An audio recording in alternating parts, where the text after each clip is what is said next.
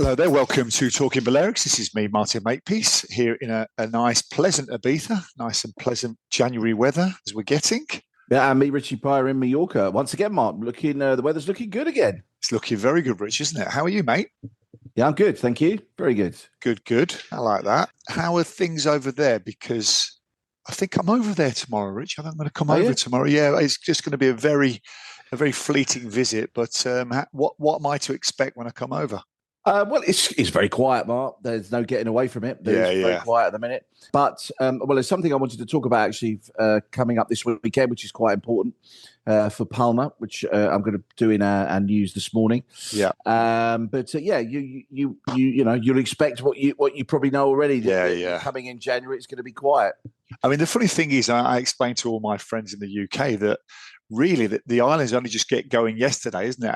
After Christmas, and what we're on the 13th of January, and it's just getting back up, isn't it, really? Whereas they go back on the 2nd of Jan, it's probably 10 days later for us here on the Balearics, isn't it? Or in Spain in general.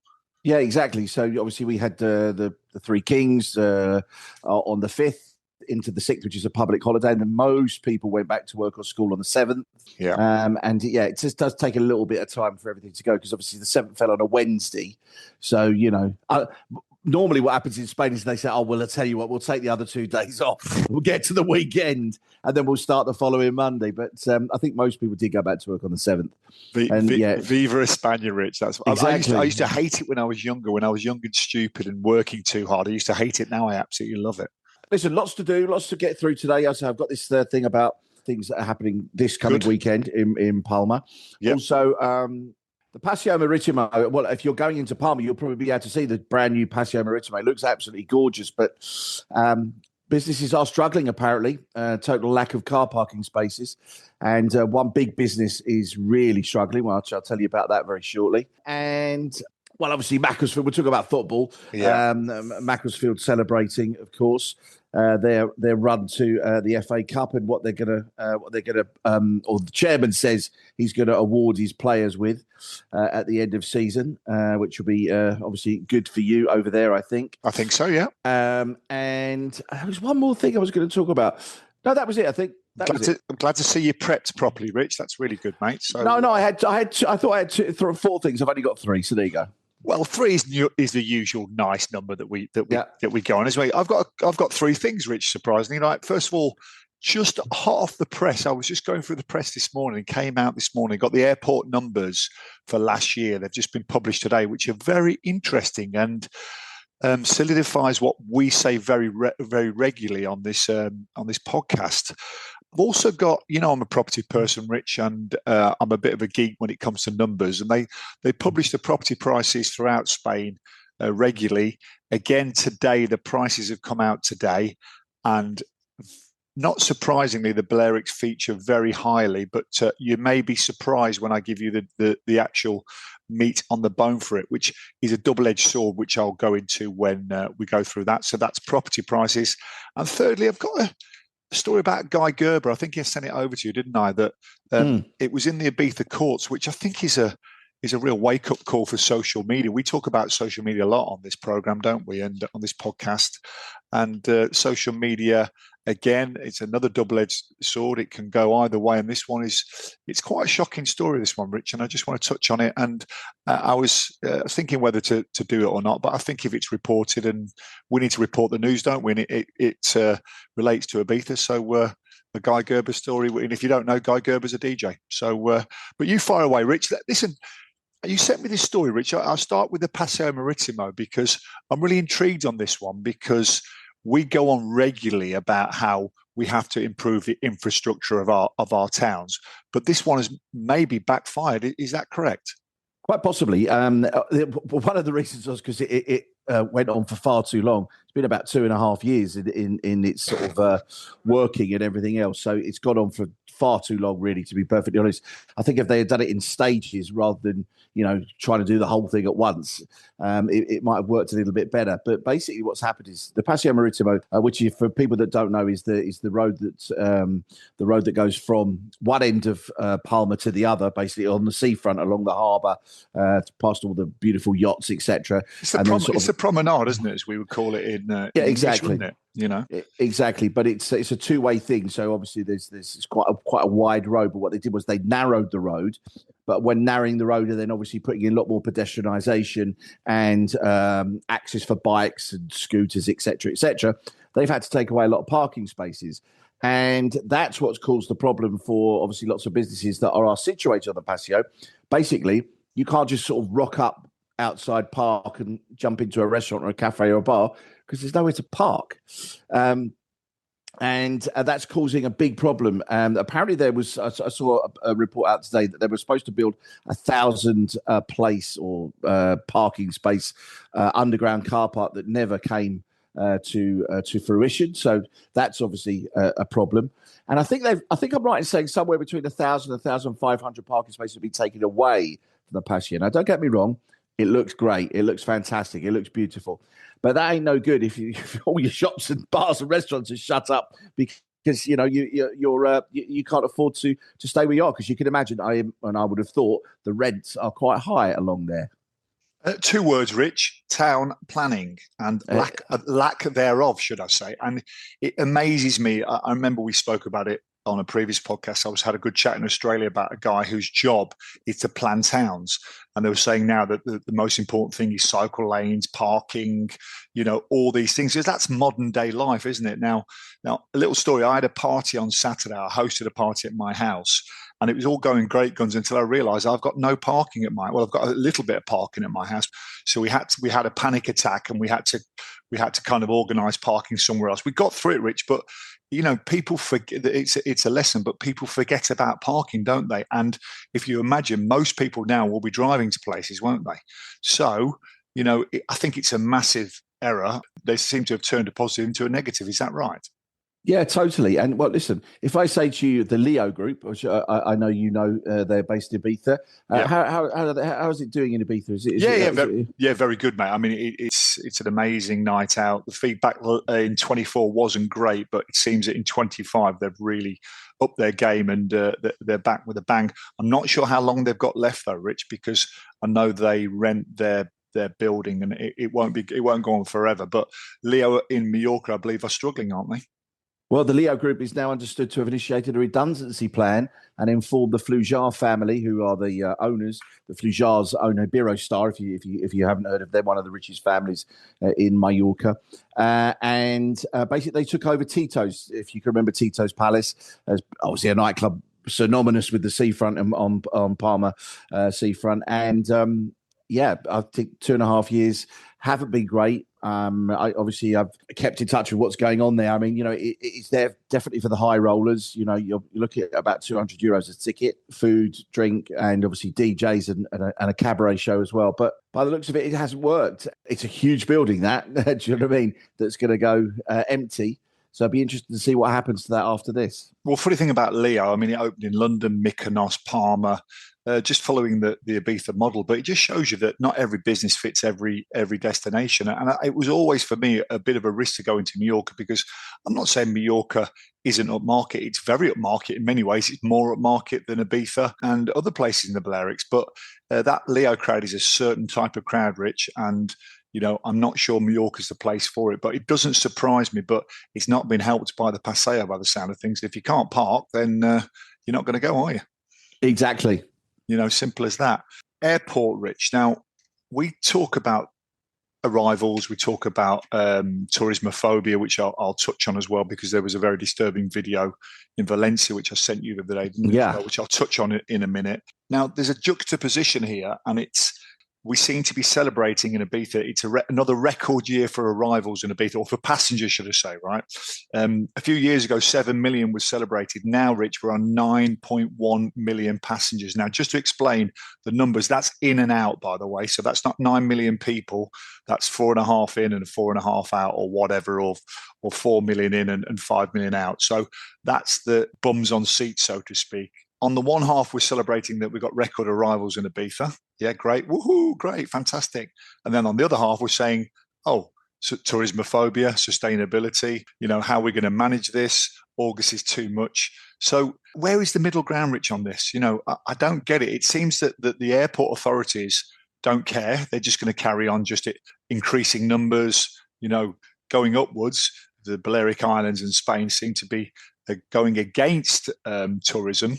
So I think there's a real divide there, should I say, that between what's important to the islands. Now, 2 points I want to make, Rich. First of all, if you go through the numbers of the 9.1 million arrivals, you got 3.7 Spanish, so that's the national arrivals.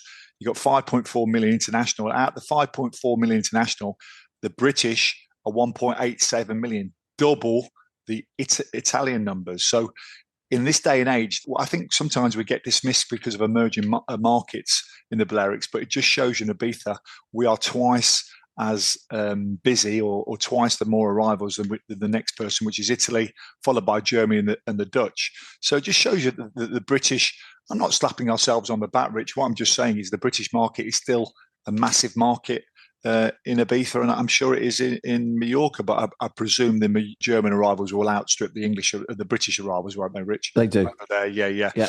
The other point I want to make, Rich, as well, is I sent you a video the other day of a quite disturbing video in Valencia, and it was of a Dutch family. They just seemed to be cycling down the street, and I don't know if they happened upon a demonstration or a group, and they got verbally abused by a group of locals shouting tourists out and go home and things of that ilk. So, I mean, where are we at, Rich? What's the most important thing at this moment? Is it the number of arrivals in an airport? Is it the well-being and the balance of life in the Balearics?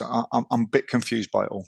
Well, I think I'm right in saying that both airports are privately owned companies, aren't they? They're not run by the government or anything like that. Well, they're run by ON, who are part of the government, mate. It's a nationalised company, I presume. IENA, yeah.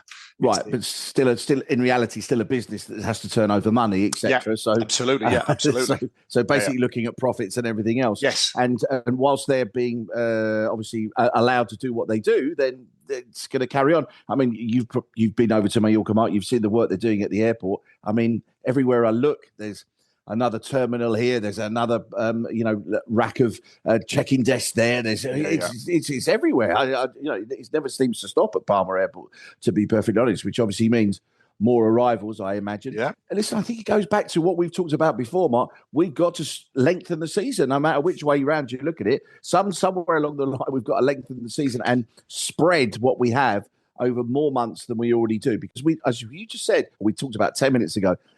Come here now, and it's quiet as anything. You won't see a tourist. You go into Magaluf now, you'd probably be shocked. I imagine you might not be if you know how the lay of the land is, and it always is quiet this time of year in Magaluf. But you go from one extreme to the other. So why can't we do what we've talked about this hundreds of times? What Benidorm does, etc., and just get more and more people to come low season, and possibly less people to come in high season. If you can do that, Rich, you'll be a very rich man, Richie rich, in fact, because what we're trying. I mean, it's up to the local governments and the tourist boards to push the lower season as well, isn't it? Because we just had some friends over at a big party at the weekend, as I said before. Had a lot of friends over, and they absolutely loved it, Rich. They said it's amazing. January, that you can park everywhere, you can go around. There's enough open. You can get a restaurant reservation. Well, Sunday afternoon was a tough one, I've got to tell you. Was it? It always is over here to get a restaurant on a Sunday. Anywhere. Some places, yeah. But the thing is, Rich, the weather was pleasant. It was warm, T-shirt weather. Everyone had T-shirts on as well. So, I mean, I don't know if we can stop people coming in the summer, because that's supply and demand, isn't it? People want to come in the summer. But I think we definitely need to encourage people to come lower season for sure. But do you understand what I'm saying, Rich? Well, I just don't understand where we're at, where 1 second we're celebrating the record numbers in the airport, and the next minute we say, well, where we're at here, we can't cope anymore. So, well, I don't know if you saw, Mark. I don't know if you saw a story about the taxi drivers this week. It was to do with Uber, of course, and another private taxi firm. I can't remember the name of the taxi firm, but they were looking to bring in 10,000 new licenses to Ibiza and Mallorca, of which Ibiza 6,500 and Mallorca just 3,500. We're undercooked on taxis anyway, but again, you can find a taxi anytime this time of year. You can find a taxi anytime in May or June. It's just July and August where you struggle. So it's a head scratcher, Rich. But anyway, what else you got for me, buddy? Well, this week, I don't know if you know, Mark, but this coming weekend is San Sebastian here in Mallorca. I don't know do you celebrate San Sebastian? No. No, we don't. So San Sebastian is the patron saint of Palma, a Roman soldier martyred for his faith, whose feast day is celebrated with major festivities in the city around January the 20th. So basically what happens is we have lots of different music, bands. We have Corofoc, the fire runners, great music, DJs, etc., running all the way from, I think it's this coming Friday, the 16th. Yeah, there's a band called the Crystal Fighters, who are actually from the UK, as it goes, playing at Plaza España. Then January the 17th, they do a Tardeo on the 17th. With DJ sessions, live performances. Tardeo, you'll have to explain that one, Rich. It's an afternoon session, I think. An afternoon sesh, which is exactly, what us oldies enjoy much better now. That means you go out about 2:00 in the afternoon, you get home about 8 or 9. And you've had your fill, and you're in bed by 10. It's great, love it. Sounds absolutely wonderful. Yeah, it's the new what we did 30 years ago, Mark. What we will do now, and everything will culminate on January the 19th with what they call the Revetia de San Sebastián, where simultaneous concert will take place over multiple city squares. There's urban music, electro, Latino, a local talent in lots of different places, Catalan pop music. There's just everything going on. It's a huge thing. Lots of different music styles, lots of diversity, generations of lots of different age groups blending together. It's a good time to come to Mallorca. Actually, it's a good time to see it and do it. The only thing is that they predict rain this weekend. Yeah, which is a bit of a shame. Isn't it? I mean, we just had the Flower Power in San Antonio on Saturday, which is arguably one of the biggest parties of the year, by the way. I wouldn't just say of the winter, of the year. And we were lucky because the weather was fantastic. Now, a little bit similar to you, you've got San Sebastian, we've got the San Antonio fiestas at the moment. So we're now going all the way to the end of January. So we've just come out of Christmas and Reyes, which is the Three Kings Day, and we've got the whole of January. So again, it's just another reason that people should come over in January, isn't it, Rich, as well? So listen, they're all free concerts. These are not, you don't have to pay to get in. It's all free. Yeah. And listen, the booze is quite cheap as well around there, isn't it? It's not expensive either, is it? So it's fantastic. Bit of a strange story. I was wrestled with this one because I didn't know whether to report on it or not. But Guy Gerber, he's a famous DJ, had a big night at Pasha a few years ago. Now, apparently he had a liaison with a lady in 2013, which probably isn't strange for DJs to do those sort of things. Sorry to have sweeping statements, but, probably isn't the most strangest thing. But he said it was consensual. 10 years later, she said it wasn't. Now, this is the key here. She says it wasn't consensual. She started a bit of a social media campaign outing Guy Gerber, basically, and accusing him of certain things, which I won't go into here. However, he took her to court in Ibiza for defamation of character. And basically, he has won the case. And the judges actually, I was just reading the judgment there before I came on the podcast, and the judge has been pretty firm in the judgment, saying, listen, you can't not report to the police, but report it on social media. And Guy Gerber, to his credit, said, never wanted any money off her, but I wanted her to retract her posts, and the judge has said she's got to do it. The judge has also jailed her for 15 months. So, it was a female judge as well. And I don't want to again cast any aspersions, but sometimes you think maybe a female judge might take the female side, but she's doubled down on it as well. So, two things I'd say. First of all, beware of late nights in Pasha or whatever. You've got to keep your wits about you. Secondly, be careful of social media, because you just can't post these things on social, as we've seen in the UK, where the UK is not quite Spain. Spain's a little bit more liberal, but you can't just accuse somebody online of something and expect not to have any pushback on it. If we're all consenting adults, great, but if not, be very careful. It's been all over the world press as well. And it said that he lost considerable income from it, but all he ever wanted to do was clear his name. So well done to Guy Gerber. You've got another DJ story as well, haven't you, Mark? Oh, yeah, it's a quick one. I was going to use that at the end, but no, January is quite a hot time for people to announce the new clubbing nights. Two things about Universe this week. David Guetta obviously has the least surprising thing, has announced that he's going back to Universe for 2026, which we all expected that anyway. Biggest club in the world, or best club in the world now, with the biggest DJ in the world. It makes perfect sense. And also, I just read a little headline that they are paying back, issuing a dividend of 80 million euros, the Universe Group. So they're paying back shareholders 80 million, which will tell you the type of year they had last year, Rich. So there's a few clauses and small print in it, but it just shows you that Universe is going great guns. And the big one, Rich, we're going to get on Dwayne Nolan in the next couple of weeks because he'll know more than me. But the big news is the Defected. Have you ever heard of Defected Night, Rich? It's a really popular night over here, quite an older crowd. They've gone to a club called Chimois, which is in Ibiza town, which is probably the smaller of the super clubs, but a really kind of back to old school clubbing experience, as far away from Universe as you probably get. And, they're going there. So that's quite a bit of a coup for Chimois as well. And Danny Whittle runs the artist at Chimois, and he used to be at Pasha. So he looks like he's using all his contacts for the new ones there. But, the clubbing stories will come. But I'm going to get Dwayne Nolan on, mate, because he's the clubbing expert. Hard to get information out of him because you know what he's like. He likes to sit on the fence, doesn't he? But we'll get him on and get him singing like a canary in the next few weeks. For those that missed it, also just to remind you that David Guetta is also playing at Mallorca Live this year as well. He's closing Mallorca Live. I can't remember the date, to be honest. It's sometime in May/June, I think. But yeah, Guetta's closing out our Mallorca Live, which will be good. And I know the residents were getting cheaper tickets up to a certain point. I think that might have actually passed now, to be perfectly honest. But anyway, We'll see. Not a bad thing to do, Rich, that, to be honest. So football. Well, already are we on that section? Yeah, we are. Well, right. Yeah, we are. But there's two things actually. First of all, Macclesfield Town, I think, has to be congratulated on